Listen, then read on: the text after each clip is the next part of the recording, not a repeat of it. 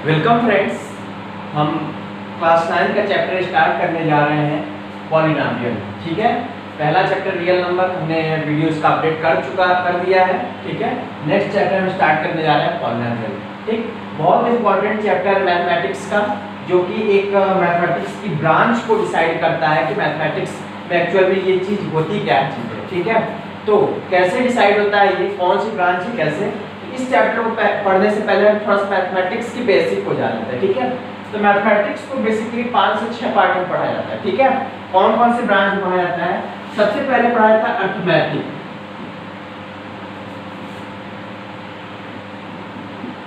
ठीक है, दूसरा अलजेब्रा, तीसरा ज्योमेट्री, चौथा ट्रिग्नोमेट्री,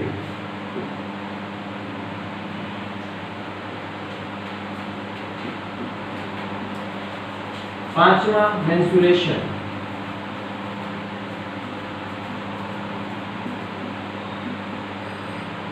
छठा स्टैटिस्टिक्स,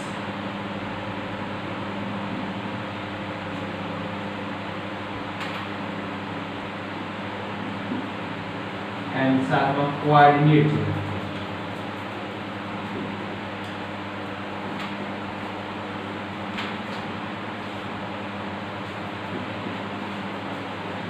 पूरे मैथमेटिक्स को इन 7 पार्ट्स में डिवाइड करके हम पढ़ते हैं। ठीक है, ये 7 पार्ट्स में क्या क्या पढ़ते हैं इसको जरा सा ब्रीफली हम जान लेते हैं। अर्थमेटिक में हम पढ़ते हैं केवल नंबर्स के बारे में। किसके बारे में पढ़ते हैं? केवल नंबर्स के बारे में पढ़ते हैं। 1 2 3 4 5 6 का एडिशन, मल्टीप्लिकेशन, डिवीजन, ये सब जो होता है इसको हम अर्थमेटिक में पढ़ते हैं। ठीक है, इसके अलावा दूसरा होता है अलजेब्रा, जिसमें आप नंबर्स के अलावा वेरिएबल्स के बारे में भी पढ़ते हैं। ठीक है, 5x 6y इस तरीके से कोई चीज जो पढ़ी जाती है इसको हम अलजेब्रा में पढ़ते हैं। ठीक है, इसी का ये पार्ट है, अभी स्टार्ट करते हैं। ठीक है, थोड़ा इसको बारे में इंट्रोडक्शन देते हैं। ज्योमेट्री में क्या होते हैं? हम शेप एंड डायग्राम्स के बारे में पढ़ते हैं।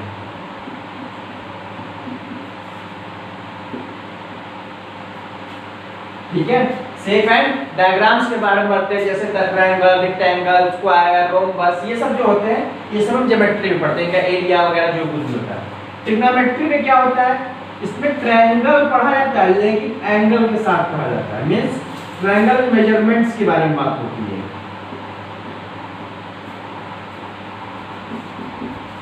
ठीक है, मेंसुरेशन में क्या होता है? मेजरमेंट्स देखा जाता है।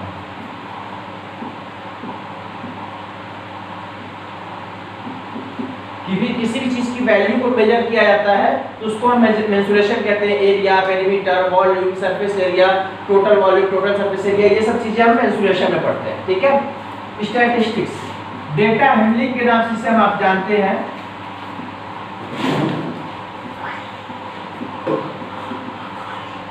ठीक है, डेटा हैंडलिंग के बारे में जैसे पढ़ते हैं, स्टैटिस्टिक्स में क्या पढ़ते हैं? डाटा हैंडलिंग पढ़ते हैं, जो डेटा के बारे में होती है बात। ठीक है, आप लोग इसको पहले पढ़ते आए, मीन, मीडियन वगैरह, उसको हम स्टैटिस्टिक्स में पढ़ते हैं। और कोऑर्डिनेट ज्योमेट्री में क्या पढ़ते हैं? अब आपको रेक्टेंगुलर कंपोनेंट्स पढ़ते हैं, इस चीज को हम पढ़ाएंगे क्लास 9 में ही, तो यहाँ पर ये क्लियर होगा। तो ये हम 7 ब्रांच में मैथमेटिक्स को डिवाइड करके पूरी मैथमेटिक्स को पढ़ी जाती है। तो अर्थमेटिक के बारे में तो आप लोग जानते हैं काफी कुछ। ठीक है, अर्थमेटिक में क्या चीज कैसे होता है इसके बारे में काफी कुछ जानते हैं। दूसरा है अलजेब्रा। अलजेब्रा के बारे में हमको स्टार्ट करना है। अलजेब्रा क्या होता है? अलजेब्रा के बारे में बात कैसे करते हैं? अलजेब्रा होता है हमारा, तो अलजेब्रा की स्टार्ट कहां से होती है? पॉलिनोमियल से। ठीक है, देखिए क्या होता है, हम स्टार्ट करते हैं। ठीक है, पॉलिनोमियल हमने कहा कैसे क्या चीज होता है पॉलिनोमियल, इसके बारे में जानना जरूरी है। ठीक है, मान लीजिए आपको ये एक बॉक्स दे दिया गया, ठीक है, जिसके अंदर कुछ बॉल्स है, कुछ बॉल्स रखी हैं इसमें। तो इन बॉल्स को क्या चीज कहते हैं, क्या है एक्चुअल में? अगर इन बॉल्स को हम काउंट करें तो आपको बिल्कुल क्लियर दिख रहा होगा कितने बॉल्स इसमें? 4 बॉल्स हैं। इसमें कितने बॉल्स हैं? आपको 4 बॉल्स दिख रही होंगी। ठीक है, अब अगर मान लीजिए कि ऐसा ही कोई बॉक्स हो जो कि आपको ऊपर से क्लोज्ड हो, ऊपर से क्या बिल्कुल क्लोज्ड हो, अंदर कुछ दिख नहीं रहा हो, ठीक है, तो इसके अंदर भी कुछ बॉल्स रखे हैं। कुछ बॉल्स रखे हैं, हमको नहीं मालूम कितना रखा है, कुछ बॉल्स रखे हैं, ठीक है। तो अननोन बॉल्स हमारे पास पता है इसके अंदर कुछ रखा हुआ है,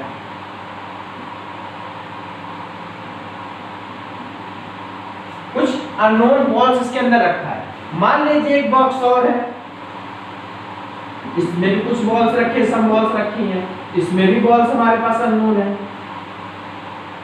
इस वाले बॉक्स में। तो अगर कोई पूछेगा कि इसमें कितने बॉल्स हैं, how many balls in this box and how many balls in this box, then we have to say that there are some balls in this box and there are some balls in this box, ठीक है। कुछ balls हम इसमें बोलेंगे, कुछ ball इसमें बोलेंगे। Means ये जो सम वर्ड बोला जाता है, सम बॉल्स इसमें बोल रहे हैं, सम बॉल्स इसमें बोल रहे हैं। तो जब ये सम बॉल्स बार-बार आप बोलेंगे तो ये कंफ्यूजन क्रिएट करता है कि हम कैसे कहेंगे कितने सम बॉल्स है इसमें, कितने इसमें है, किसमें कितने इसमें है। इस कंफ्यूजन को खत्म करने के लिए एक हमारा नया कॉन्सेप्ट लाया गया जिसको बोला जाता है वेरिएबल।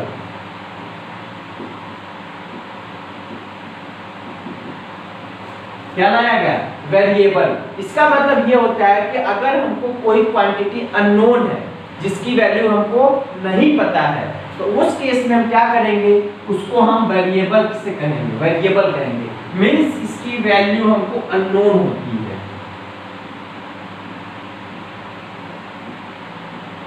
इसकी वैल्यू क्या होती है हमारे पास?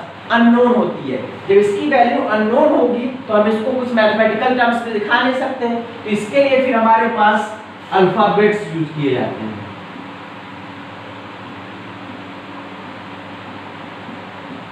जो स्मॉल लेटर से अल्फाबेट्स को रिप्रेजेंट करके हम वेरिएबल्स को रिप्रेजेंट करेंगे। मतलब कुछ ए, बी, एक्स, वाई, इस तरीके से कुछ रिप्रेजेंट करेंगे। इसका मतलब ये हुआ कि अगर यहाँ पर हम सम बॉल्स बोल रहे थे और यहाँ पर सम बॉल्स बोल रहे थे, तो अब आपको आप ये कह सकते हैं कि एक्स बॉल इसमें है, वाई बॉल्स इसमें है। अब ये क्लियर हो रहा होगा कि एक्स बॉल इसमें भी है हमारे पास, एक्स वाई बॉल इसमें है, ठीक है। दोनों में अलग अलग हो गया। अब ये सब वाला कंफ्यूजन हट गया हमारे पास, दोनों में अलग अलग बॉल्स, एक्स इसमें हो गया, वाई इसमें हो गया। तो अब ये कंफ्यूजन क्रिएट आपके पास नहीं आएगा, ठीक है। अब देखिए दूसरा होता है कांस्टेंट्स।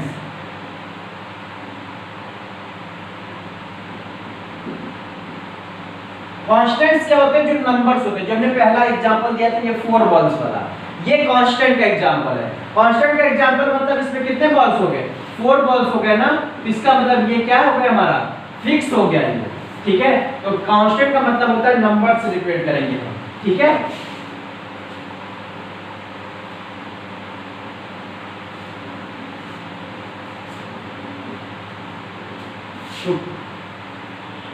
कांस्टेंट को किसको रिप्रेजेंट करेंगे हम? किससे? नंबर से। मींस 1 2 3 4 -5 -8 0.6.8 इस तरीके से कुछ हम रिप्रेजेंट करेंगे। तो ये कांस्टेंट्स होते हैं हमारे, ठीक है। इन सब की वैल्यू जो कुछ भी है हमारे पास फिक्स है, नोन है, अननोन नहीं है, ठीक है। तो ये हमारे कांस्टेंट होता है।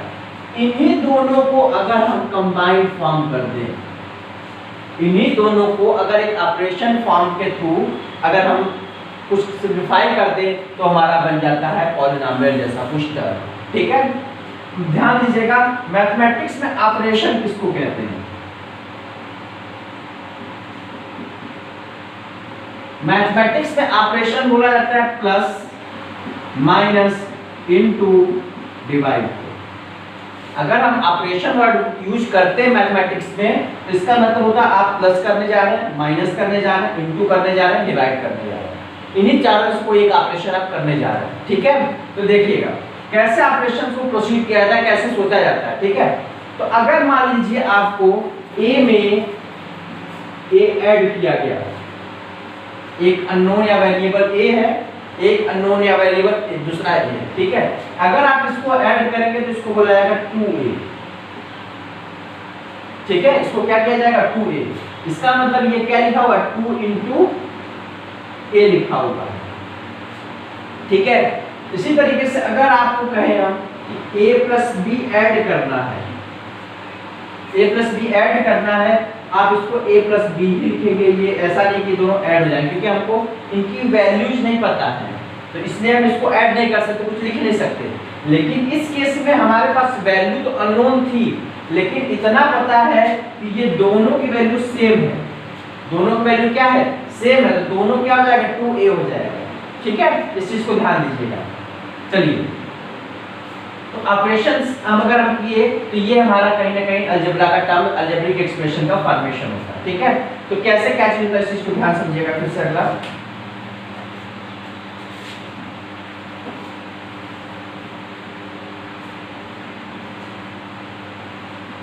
कांस्टेंट एंड वेरिएबल समझ में आ गए होंगे आपके। ठीक है, चलिए आपको अब हम अलजेब्रिक एक्सप्रेशंस के बारे में बात करते हैं।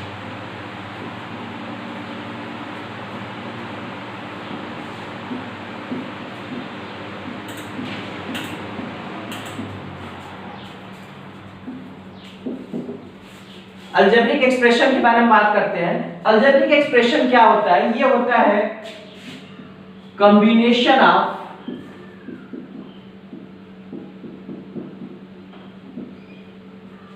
Constants and variables.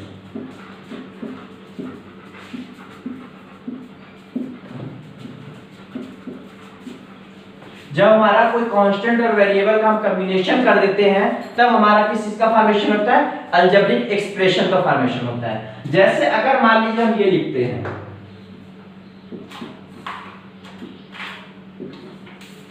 5x plus 8a, तो ये एक तरीके का क्या होता है, अलजेब्रिक एक्सप्रेशन होता है।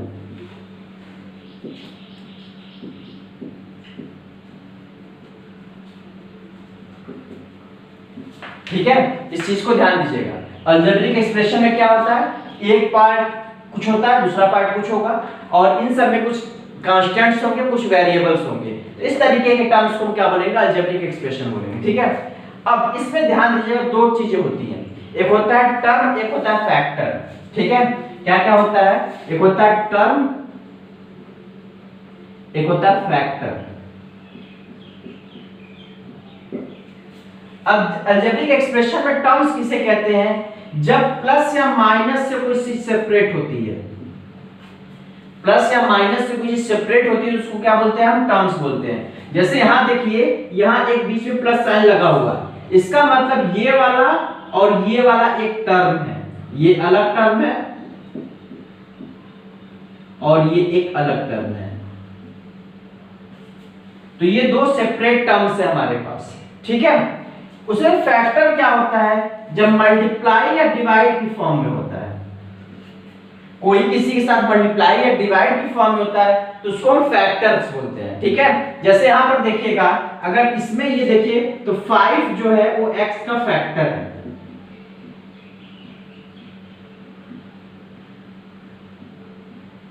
Five is the factor of 5x। ये जो 5 है ये पूरे 5x का फैक्टर है, या x भी कह सकते हैं, x भी क्या है, 5x का फैक्टर है, क्योंकि x या 5x दोनों इसमें क्या है, मल्टीप्लिकेशन या डिवीजन की फॉर्म में इंक्लूड है। ठीक है, इसी तरीके से 8a में 8 और a जो है इसके फैक्टर बताते हैं। ठीक है, तो इस चीज को ध्यान रखिएगा, फैक्टर और टर्म्स क्या क्या होते हैं। ठीक, और दूसरी चीज पावर्स।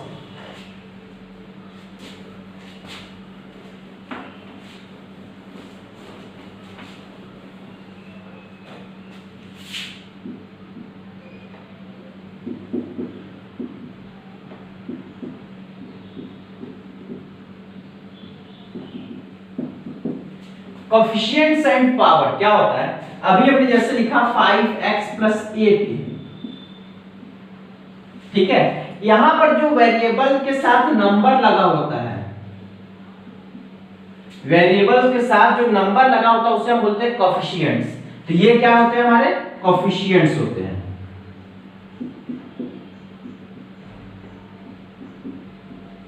ये जो 5 और 8 लिखा हुआ है, इसको बोलेंगे 5 is the coefficient of 5x and 8 sorry x and 8 is the coefficient of a। ठीक है, उस वेरिएबल का ये क्या बोला जाता है, नंबर, कोएफिशिएंट बोला जाता है। ठीक है, उसके बाद पावर की बात करते हैं। मान लीजिए ये लिखा हुआ है ये लिखा हुआ, ठीक है। यहाँ देखिएगा x का पावर यहाँ 1 छिपा हुआ है, तो पावर की बात करेंगे तो ये भी पावर है और ये भी पावर है, ये दोनों क्या है, powers of x and this x है, ठीक है। और वही अगर हाईएस्ट पावर हो जाती है, कोई हाईएस्ट पावर हो जाती है तो उसको बोलते हैं, नया टर्म दे देते हैं डिग्री। अगर किसी भी एक्सप्रेशन का हम हाईएस्ट पावर की बात कर रहे हैं तो उसको क्या बोलेंगे हम, डिग्री बोलेंगे। जैसे यहाँ इस पूरे एक्सप्रेशन का जो डिग्री है वो कितना है, 3 है, क्योंकि इसमें हाईएस्ट पावर कितनी है, 3 है, तो इसकी डिग्री कितनी हो गई, 3 हो गई, ठीक है। तो ये अलजेब्रिक एक्सप्रेशन के बेसिक होते हैं, ठीक है। अब आते हैं अपने पॉलिनोमियल पे।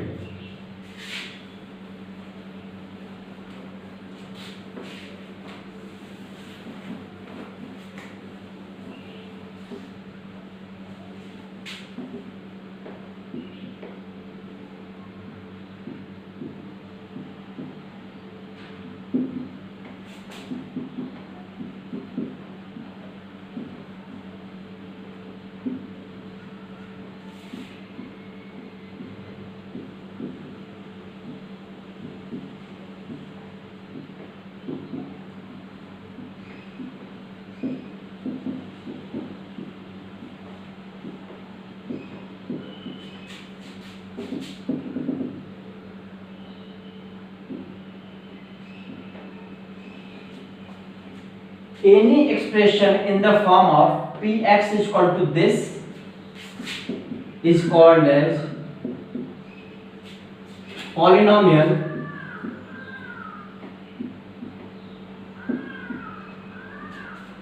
for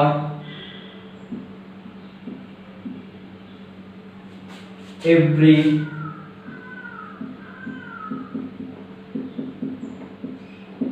positive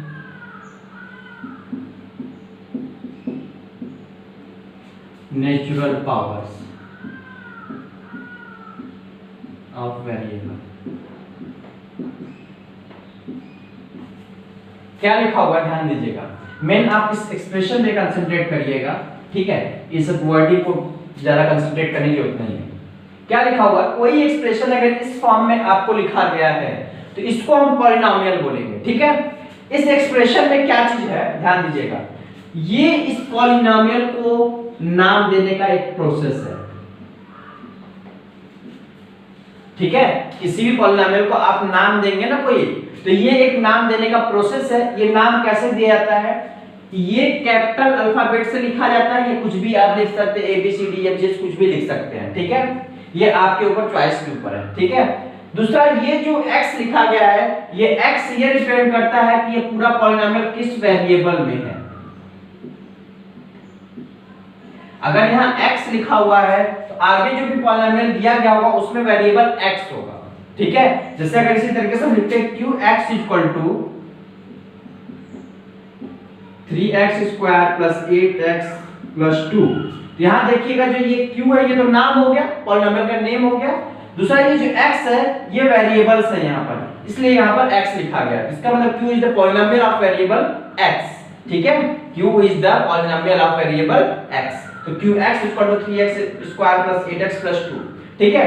तो ध्यान दीजिएगा। और दूसरी चीज यहाँ पर ये जो पॉजिटिव नेचुरल वेरिएबल लिखा हुआ है, इसका मतलब क्या होता है, ये जो पावर्स है इनकी, जो भी पावर है ये नेचुरल नंबर होनी चाहिए। क्या होनी चाहिए, नेचुरल नंबर होना चाहिए। मतलब ये पावर कभी भी नेगेटिव नहीं होनी चाहिए, ठीक है, फ्रैक्शन नहीं होनी चाहिए और डेसिमल नहीं होनी चाहिए। तो फाइनली क्या होना चाहिए, केवल नेचुरल नंबर होना चाहिए। मतलब 1 2 3 4 5 6 7 8 होना चाहिए। अगर 1 2 3 4 5 6 7 8 नहीं है तो ये जो दिया गया एक्सप्रेशन ये पॉलिनोमियल नहीं होगा, केवल अलजेब्रिक एक्सप्रेशन होगा एक टाइप का, ठीक है। एक दो एग्जांपल इसके देखते हैं जरा।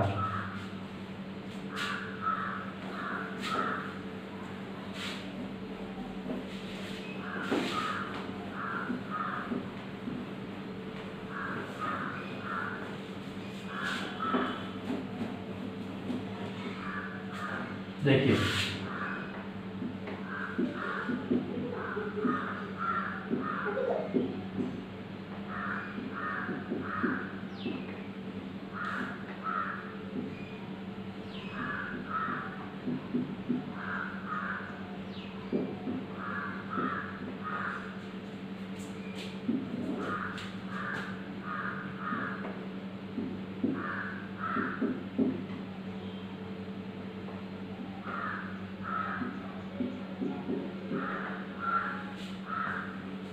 ये कुछ एग्जांपल्स हमने दे रखे हैं, ठीक है।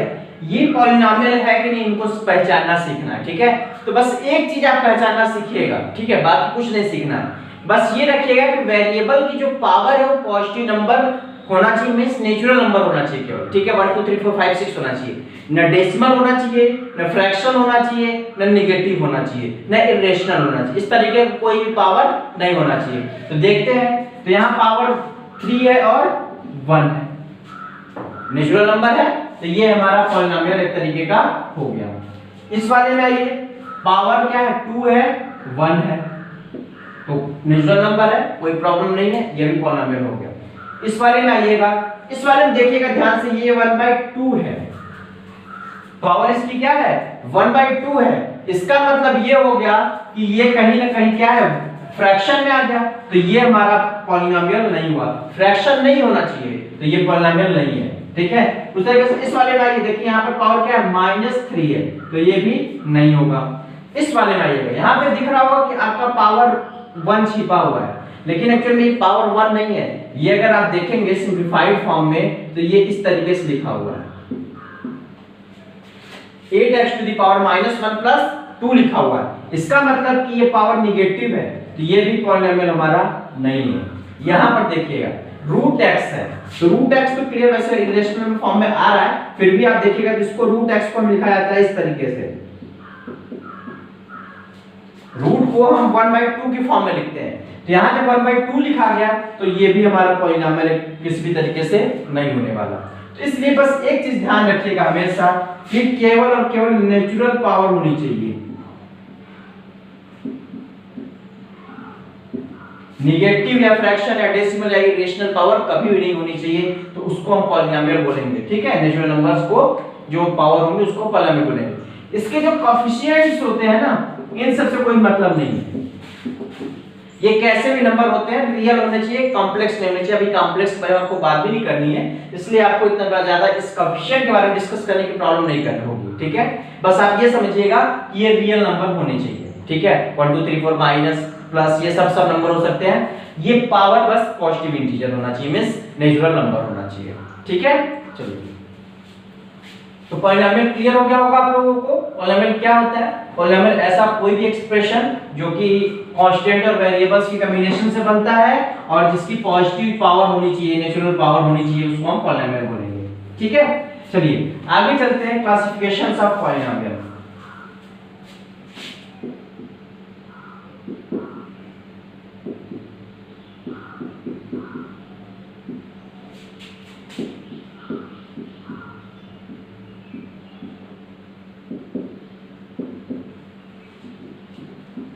क्लासिफिकेशन ऑफ पॉलिनोमियल दो तरीके से किया जाता है, इसका दो बेसिस बनाया गया क्लासिफिकेशन का।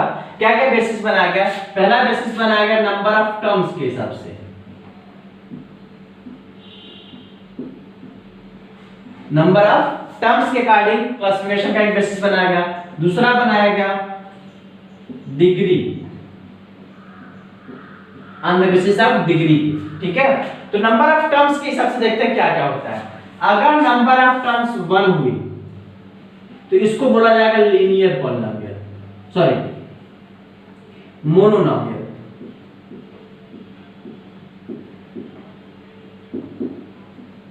क्या बोला जाएगा? मोनोनोमियल। मोनोनोमियल क्यों बोला जाता है? ध्यान दीजिएगा, मोनो का मतलब ही होता है सिंगल,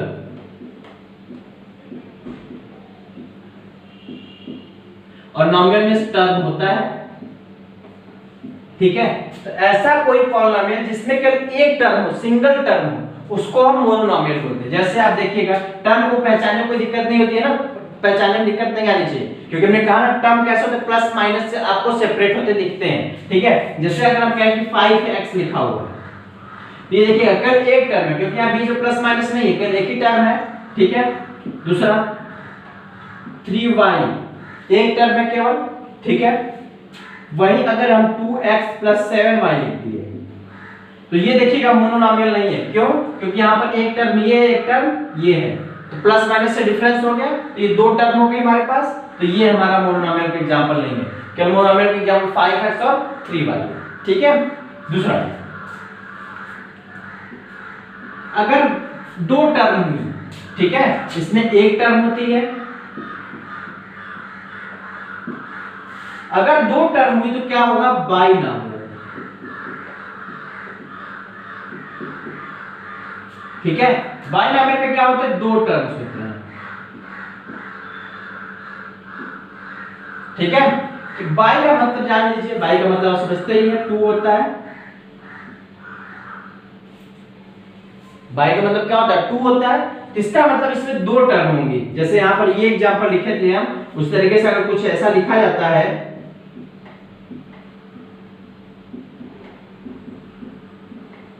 ये देखिएगा 3a + 5b, एक टर्म ये है, एक टर्म ये है, तो दो टर्म हो गई, ठीक है, तो बाइनॉमियल।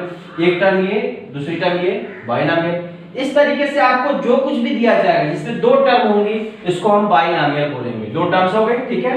अगर आपको ये देते हैं हम ये बाइनॉमियल नहीं है, ये मोनोनॉमियल में डिस्कस हो चुका है, ठीक है। इस तरीके से ये ध्यान रखिएगा। तीसरा होता है ट्राइनॉमियल, तीन टर्म जिसमें होती है,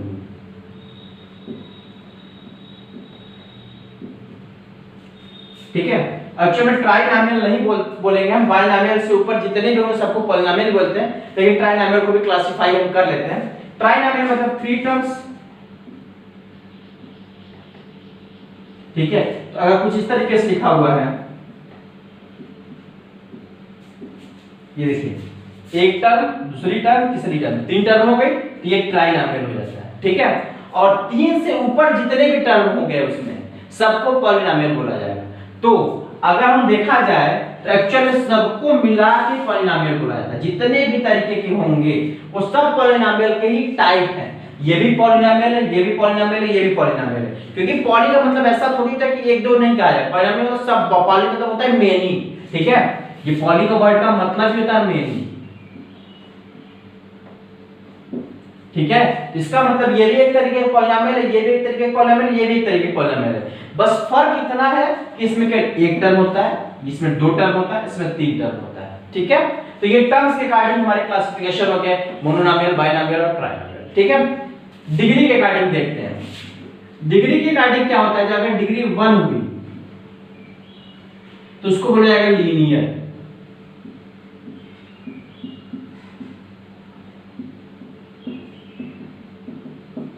अगर मैक्सिमम पावर उसकी 1 हुई तो उसको क्या बोला जाएगा? लीनियर पॉलिनॉमियल बोला जाएगा। जैसे देखिए 5x + 2 है, यहां देखिए इसकी भी पावर, मैक्सिमम पावर कितनी है? 1, इसकी मैक्सिमम पावर कितनी है? 1। तो इसका मतलब ये दोनों क्या हो गए? लीनियर पॉलिनॉमियल हो गए, ठीक है। ये पूरा क्या है? लीनियर पॉलिनॉमियल है। इसमें नंबर ऑफ टर्म से आपको मतलब नहीं है, आप डिग्री कर देखिए, हाईएस्ट पावर कर देखिए, आपको नंबर ऑफ टर्म्स कितने दिए गए उससे कोई कंफ्यूजन नहीं होना चाहिए कि इसमें तो 2 टर्म है दिए हुए, 3 टर्म दिए हुए, वो बहुत ज्यादा फर्क नहीं है। आपको कल यहाँ क्या देखना है? डिग्री देखनी है, मैक्सिमम पावर देखनी है, ठीक है। अगर यही हम लिखते 3x³ + 8, यहाँ देखिएगा इसकी पावर क्या? मैक्सिमम 3 है, तो ये लीनियर का एग्जांपल नहीं है, ठीक है। इस तरीके से अगर दूसरा देखें तो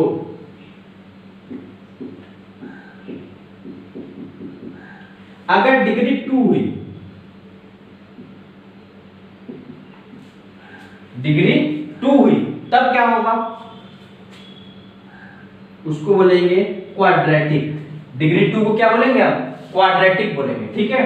क्या होता है? जैसे अगर मान लीजिए आपको लिखते हैं 5x² + 8a + 9z, ठीक है। अगर ये लिखा हुआ है, यहां देखिएगा इसकी मैक्सिमम पावर कितनी है? 2 है, इसकी डिग्री कितनी है? 2 है। इसका मतलब इसका जो टाइप होगा इस पूरे पॉलिनॉमियल का वो क्या होगा?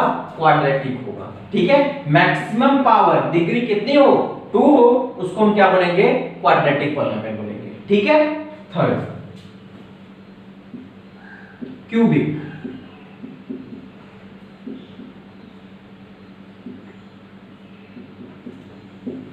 जिसकी डिग्री 3 हो, मैक्सिमम पावर 3 हो, ठीक है।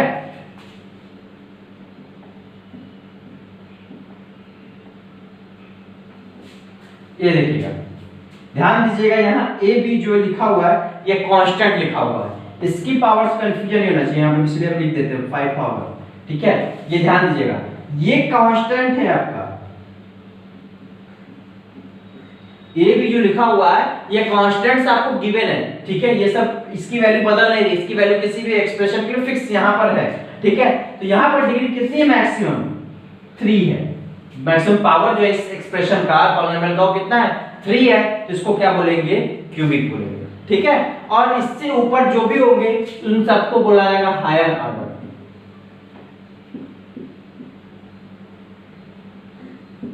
ठीक है। बोलने में बोला जाता है क्वाड पैड स्पेंट टाइप का बोला जाता है, लेकिन आप उस चीज को मत ध्यान रखिएगा। आप 3 से ऊपर डिग्री का अगर कोई भी पॉलिनोमियल दिया जाता है तो आप उसको सीधे बोल दीजिएगा higher degree, higher order polynomial, ठीक है। हायर ऑर्डर पॉलिनोमियल से एग्जांपल उसको समझ सकते हैं, ठीक है। यहां तक कोई दिक्कत नहीं होनी चाहिए, ठीक है। चलिए आपको फैक्टराइजेशन सिखाते हैं।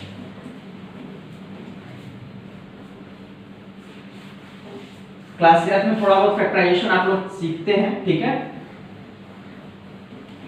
9th में थोड़ा उसका डिटेल फैक्टराइजेशन है, ठीक है। तो देखते हैं क्या होता है फैक्टराइजेशन और कैसे किया जाता है। देखिए फैक्टराइजेशन क्या होता है,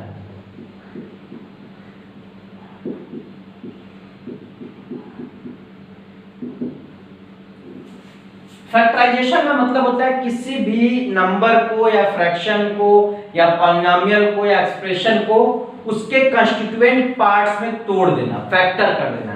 अगर हम कहते हैं कि 36 लिखा गया है आपके पास, ये एक नंबर लिखा गया है, ठीक है। इसको इस नंबर को इसके कंस्टिट्यूएंट पार्ट में अगर हम तोड़ दें, इसका मतलब कि 2 * 80 अगर लिख देते हैं, ठीक है, तो इसको हमने फैक्टराइज कर दिया, 2 पार्ट में तोड़ दिया, ठीक है। और अगर तोड़ना चाहें तो इसको ये भी लिख सकते हैं 2 * 3 * 2 * 3। देखिएगा ये इसके हमने प्राइम फैक्टराइजेशन कर दी, मींस फैक्टर तो किए और सारे फैक्टर क्या है इसके प्राइम नंबर्स हैं, ये भी प्राइम नंबर, ये भी प्राइम नंबर, ये भी प्राइम नंबर, ये भी प्राइम नंबर। तो इस तरीके से किसी भी नंबर, एक्सप्रेशन, पॉलिनोमियल को अगर उसके कंस्टिट्यूएंट्स में हम तोड़ देते हैं तो उस प्रोसेस को क्या कहते हैं, फैक्टराइजेशन कहते हैं। और कैसे तोड़ना होता है, in the form of multiplication.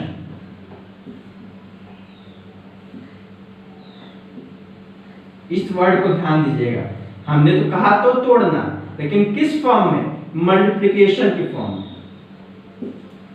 किस फॉर्म में, मल्टीप्लिकेशन की फॉर्म में, तो उसको हम बोलेंगे फैक्टराइजेशन, ठीक है। अब ऐसा नहीं 36 को तो 30 + 6 भी लिखा जाता है, ये फैक्टराइजेशन नहीं है, मल्टीप्लिकेशन की फॉर्म में होने चाहिए, ठीक है।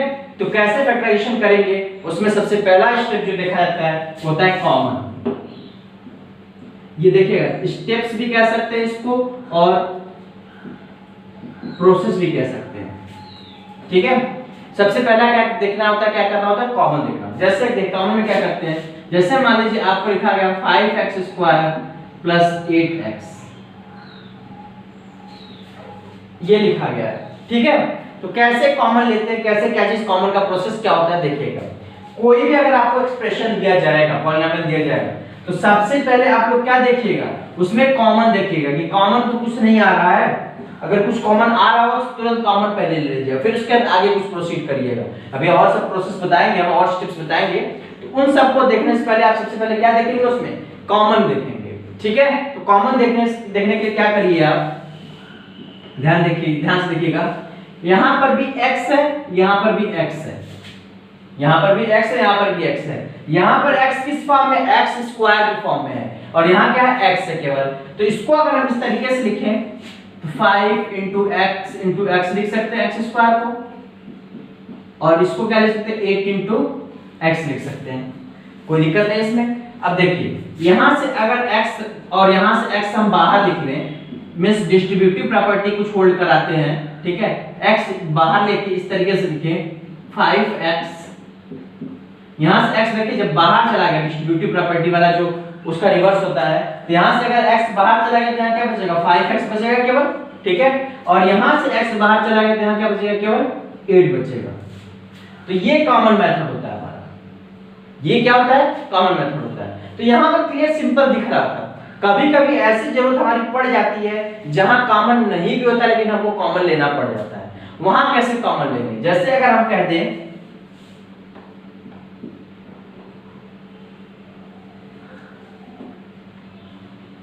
ये एक्सप्रेशन दिया गया है, ये पॉलिनोमियल एक्सप्रेशन दिया गया है, ठीक है, अलजेब्रिक एक्सप्रेशन दिया गया है। यहां से क्या कॉमन लेना है, क्वेश्चन आपको दिया गया है, टेक कॉमन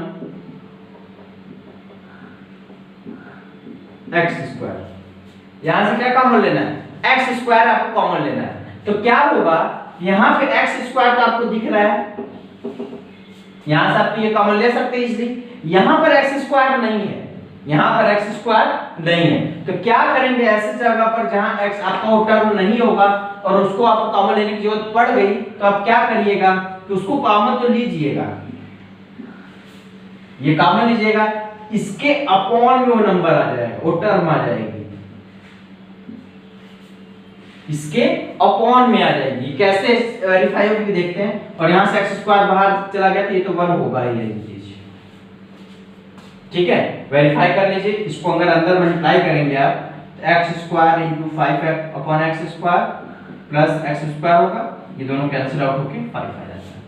इसका मतलब कि अगर हम किसी भी टर्म्स में कॉमन ले सकते हैं, लेकिन कॉमन लेने के आप ध्यान रखिएगा जिसमें टर्म वो नहीं है उस केस में हम क्या करेंगे, सिंपल सा उसको उस टर्म से डिवाइड कर देंगे, ठीक है। हाँ, ये तभी लीजिएगा जब आपको बहुत ज्यादा रिक्वायरमेंट हो या कहा जाए क्वेश्चन में। अपने मन से हर एक जगह पर कॉमन लेने की कोशिश मत करिएगा, क्योंकि केवल और केवल एक तरीके का प्रोसेस को लेंदी करता है ये, और ये एक्चुअल में पॉलिनोमियल के भी ऑर्डर को या उसको सिस्टम को डिस्टर्ब करता है। इसलिए जहां कहा जाएगा वहां लीजिएगा, हर जगह मत लीजिएगा। जैसे यहाँ पर है, यहाँ आप 8x स्क्वायर पूरा मत लेने कॉमन कोशिश करिएगा कि हम पूरा x स्क्वायर कॉमन ले लें, तो ये टर्म इस तरीके से बना दो,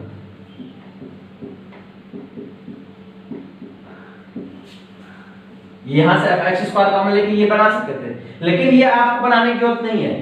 ये तभी बनाइएगा जब आपको कहा जाएगा, आपको क्वेश्चन कुछ स्पेसिफाई किया जाएगा, हम क्वेश्चंस करेंगे, कुछ आएगा आगे जैसे जैसे, तो यहाँ पे आपको क्लियर होगा कि ये हमको क्या कॉमन लेना है इस तरीके का। अदरवाइज आप यही कॉमन इसी तरीके का लीजिए, ठीक है, इस चीज को ध्यान रखिएगा। तो पहला मेथड आपका कॉमन का है, ठीक। तो इस पे हम कुछ क्वेश्चंस आपको दे देते हैं, ठीक है।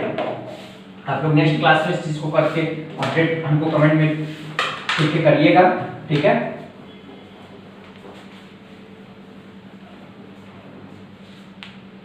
क्वेश्चन कमेंट बॉक्स में हम गूगल ड्राइव के लिंक के थ्रू अपडेट कर देंगे, ठीक है। यहाँ पे ऐसे कमेंट आपको प्रॉब्लम होगी देखने में, तो इसका एक पीडीएफ क्वेश्चन आपको हम अपडेट कर देंगे, ठीक है। चलिए मिलते हैं नेक्स्ट क्लास में, थैंक यू।